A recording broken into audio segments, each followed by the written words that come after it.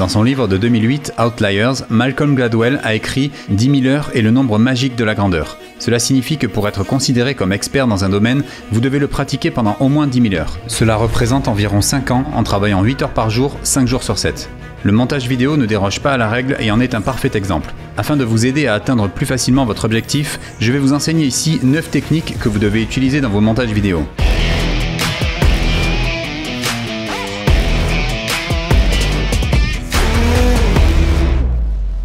Bonjour à tous, ici Kevin Mandibour pour la chaîne Tuto Première. Aujourd'hui, je vais vous enseigner 9 techniques que vous pouvez appliquer pour vos montages vidéo et qui vous permettront de progresser rapidement. Appliquer ces techniques vous permettra d'améliorer vos projets, quel que soit le type de vidéo. On commence de suite avec la première technique. Première technique, visionnez chaque rush au moins 2 fois. En montage vidéo, on dit généralement que 70% du temps passé est consacré à la sélection. Avant de commencer n'importe quel montage, je vous recommande de visionner au moins 2 fois chaque image de chaque plan. En visionnant toute la matière en temps réel, vous pouvez prendre des notes sur vos premières impressions sur les différentes prises. Notez qu'il est très difficile par la suite, en revenant dessus, de se souvenir de nos premières impressions sur une prise. Vous aurez alors un large aperçu de tous les plans que vous avez à disposition. Un bon monteur a généralement une vision large et une vision macro d'un projet. À tout moment du montage, sur n'importe quelle scène, il arrive à visualiser une scène dans sa globalité. Si vous travaillez avec une script, visionnez même les prises non cerclées pour être sûr de ne rien louper au montage. Lors de la phase de post-production de mon long métrage The Follower, la script m'a remis ses rapports de script afin que je puisse identifier rapidement les meilleures prises du tournage. Cela ne m'a pas empêché de visionner l'intégralité des rushs pour être sûr de ne rien louper et de récupérer éventuellement une ou deux prises pour attraper une mauvaise scène. Afin de simplifier ce processus de visionnage et sélection, je vous recommande de glisser l'intégralité de vos rushs sur une timeline et de mettre sur la piste 2 les plans que vous préférez. Cela vous fera gagner du temps par la suite pour votre montage final. Pensez également à utiliser les couleurs sur votre timeline pour classer vos différents éléments. Deuxième technique, utilisez le G-Cut et le L-Cut. La plupart des débutants en montage vidéo se contentent d'assembler les plans les uns à la suite des autres sans travailler les transitions de base. Cela donne un aspect très sec et monotone. Visionnez par exemple cet extrait. Jamais de la vie dans ma famille on fait des fêtes, c'est la honte! J'imagine que le patron est pas au courant. Bac mais tout, il a été prévenu, même toute sa famille. Son père, sa mère, sa grand-mère. Tous. Même le babysitter qu'elle a gardé ton petit. Ok, ça dérange pas si je l'appelle du coup. Comme vous pouvez le constater, chaque plan est placé l'un à la suite de l'autre et les transitions entre les plans sont brutales. Il n'y a aucun travail dessus et le montage n'est pas fluide. Regardons maintenant comment on peut arranger ça. En faisant déborder le son du plan suivant sur une scène, je crée un J-Cut. Et en laissant déborder le son du plan en cours sur le plan suivant, je crée un L-Cut. Visionnons maintenant la différence avec ces techniques de cut appliquées. Jamais de la vie dans ma famille on fait des fêtes, c'est la honte! J'imagine que le patron est pas au courant. Bac mais tout, il a été prévenu, même toute sa famille. Son père, sa mère, sa grand-mère. Tous. Même le babysitter qu'elle a gardé ton petit. Ok, ça dérange pas si je l'appelle du coup.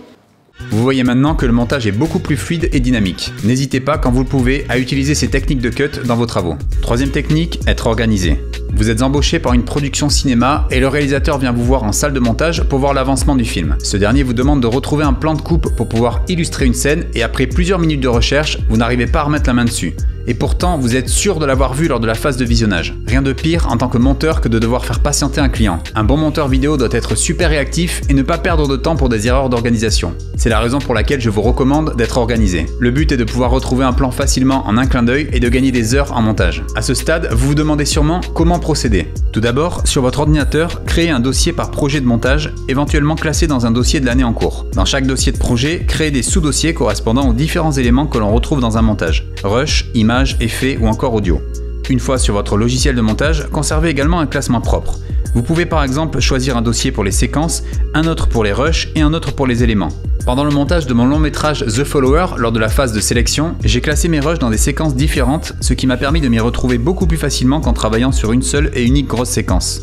Quatrième technique, avoir un workflow efficace. Lorsque l'on débute dans le montage vidéo, on ne sait pas trop par où commencer. Il y a énormément d'étapes et en général, les débutants veulent aller plus vite que la musique. Cela ne sert à rien par exemple de commencer à assembler un film alors que vous n'avez même pas visionné l'intégralité de vos rushs. Voici le workflow que j'utilise personnellement. Première étape, après un tournage, sauvegardez vos rushs sur un ordinateur. Pensez bien à les ranger dans le bon dossier et faites un backup en cas de crash du disque dur. Deuxième étape, la création des proxys. Les proxys sont des copies allégées de vos fichiers d'origine et vous permettent de travailler plus rapidement. Si vous avez des rushs en 4K et que votre ordinateur est à la traîne, c'est un bon moyen de contrer le problème. Troisième étape, le visionnage. Cette étape prend généralement beaucoup de temps en fonction du nombre d'heures de rush que vous avez. Petit rappel du premier conseil, visionnez-les 2 fois dans leur intégralité. Quatrième étape, classement ou dérochage. Lors de cette étape, mettez de côté les prises qui vous semblent intéressantes pour votre montage final. N'oubliez pas de prendre des notes si nécessaire. 5e étape, l'assemblage. Ça y est, vous pouvez enfin démarrer votre montage et commencer à vous amuser. C'est à cette étape que vous pouvez faire ressortir toute votre créativité. Si vous avez bien fait les étapes précédentes, l'assemblage devrait aller vite. Faites des tests avec vos différentes élections, ajoutez des bruitages, des musiques ou tout autre élément qui vous permettront d'exprimer vos idées. 6e étape, les effets spéciaux. Si votre montage comporte des effets spéciaux, vous pouvez les gérer à ce stade ou les déléguer à un graphiste. 7e étape, l'étalonnage. Vous venez de glisser tous vos plans truqués dans votre montage vidéo, vous pouvez maintenant passer à l'étape de l'étalonnage. Cette étape va consister à uniformiser tous vos rushs les uns avec les autres et éventuellement ajouter un look créatif. 8e étape, le mixage audio. Le mixage audio vous permettra d'harmoniser tous les sons les uns avec les autres tout au long de votre montage vidéo. 9e et dernière étape, l'exportation. Le montage est terminé, vous pouvez l'exporter et l'envoyer à votre client. 5e technique, utilisez uniquement ses meilleures prises. Lors du processus de sélection, vous avez mis de côté plusieurs prises et vous vous demandez maintenant comment monter. Il est important de savoir repérer les meilleures prises à glisser dans votre montage vidéo. Si vous ne savez pas trop comment vous y prendre, faites des tests, envoyez-les à d'autres personnes pour avoir un avis. Si vous avez par exemple deux mêmes prises, l'une aussi bonne que l'autre au niveau du jeu d'acteur, mais que sur l'une des deux vous avez un mauvais mouvement de caméra, prenez sans hésiter la prise la plus propre, sauf si ce mouvement de caméra est justifié dans la narration. Autre exemple, si vous montez une scène de dialogue et que l'acteur tourne la tête au mauvais moment, créant ainsi un faux raccord, changez de prise. Gardez en tête que votre montage final doit représenter un assemblage des meilleures prises de votre tournage. Jetez tous les déchets. 6e technique, faire des tests. On peut parfois être très surpris en montage vidéo. Deux plans qui n'ont strictement rien à voir l'un avec l'autre peuvent donner un résultat surprenant. N'ayez pas peur, cela ne coûte rien de faire des tests en salle de montage. Prenez 2 plans, 3 plans, puis faites des tests d'assemblage. Vous ferez naître ainsi une nouvelle dimension dans votre montage et deviendrez de plus en plus créatif. Certaines scènes de grands films sont parfois le résultat de tests de montage et n'ont pas été prévues à l'origine sur le scénario ou le tournage. 7e technique, passez plus de temps sur l'audio.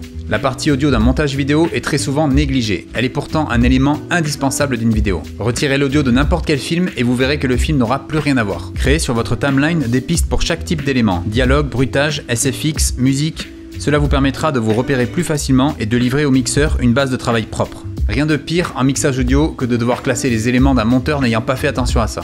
N'hésitez pas, là encore, à faire des tests pour être sûr de choisir les meilleurs sons. 8e technique, optimiser le temps. Le montage vidéo est une activité qui peut vite devenir chronophage. Pour vous éviter de perdre du temps à chaque manipulation, je vous conseille fortement d'utiliser au maximum les raccourcis clavier. Un seul raccourci clavier peut vous faire gagner un temps considérable à l'échelle d'une journée de montage. Voici par exemple une manipulation réalisée sans raccourci clavier.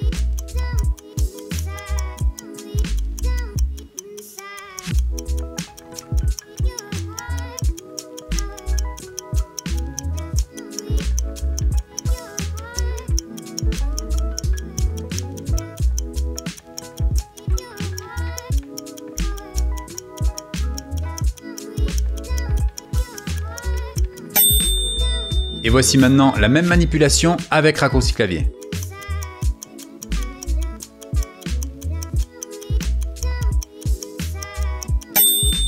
Comme vous pouvez le constater, avec les raccourcis clavier, le travail va beaucoup plus vite. Autre petit conseil, si jamais vous réalisez régulièrement des vidéos YouTube ou travaillez pour des émissions télé et que vous utilisez régulièrement les mêmes bruitages, les mêmes musiques, les mêmes effets, vous pouvez utiliser ce qu'on appelle une séquence habillage. Une séquence habillage est une timeline sur laquelle vous glissez tous vos éléments dans un ordre aléatoire. Bruitage, musique, effets, transition, générique d'intro, dans le but d'y avoir accès très rapidement lors de vos prochains montages. Pour la chaîne Tuto Première, à chaque nouveau montage, j'importe ma séquence habillage lorsque j'ai besoin de rajouter mes éléments. 9e technique, montrer son travail. Plus on passe de temps sur un montage, moins on a de recul dessus. Prenez le temps d'envoyer au moins une V1 à un public test de manière à récolter des premiers avis. Vous pouvez parfois être très surpris sur certaines scènes que vous pensiez maîtriser. Si une majorité de personnes vous signalent qu'une scène de votre montage est incompréhensible, retravaillez-la autant de fois que nécessaire. Si votre public test rigole à un moment qui doit être triste dans votre montage, vous partez dans la mauvaise direction et vous devez revoir votre assemblage. Gardez en tête qu'avoir un public test vous permettra d'éviter certaines erreurs et de perfectionner ainsi votre montage. Vous venez de découvrir 9 techniques que vous pouvez appliquer dans vos montages vidéo. Essayez de respecter au maximum ces différents conseils pour obtenir un résultat pro et maîtrisé. J'espère que ces conseils vous seront utiles et vous permettront d'améliorer vos vidéos. Si vous souhaitez progresser rapidement et efficacement en tournage vidéo, montage vidéo ou encore effets spéciaux, je propose dans la description une heure gratuite de l'école des vidéastes. Cette formation complète à la vidéo 100% en ligne vous aidera à progresser en vidéo même si vous débutez totalement à travers plus de 700 vidéos tutoriels et un mentoring en ligne. La formation est mise à jour régulièrement afin que vous puissiez être informé des nouveautés du milieu. Il ne s'agit pas de simples vidéos les unes à la suite des autres comme vous pouvez en trouver sur YouTube, mais d'une vraie formation professionnelle. Au sein de cette formation, je coach chaque élève individuellement dans le but de l'aider à progresser au sein de la formation. Tout le contenu pédagogique est classé dans un ordre chronologique pour bien apprendre. Plusieurs élèves qui ont rejoint l'école des vidéastes à sa création travaillent déjà dans le milieu audiovisuel. Si cette vidéo vous a plu, n'hésitez pas, comme d'habitude, à laisser un petit pouce bleu. Pensez bien à vous abonner à la chaîne et activer la cloche. Je vous dis à mercredi prochain pour une nouvelle vidéo. D'ici là, n'oubliez pas, restez créatifs.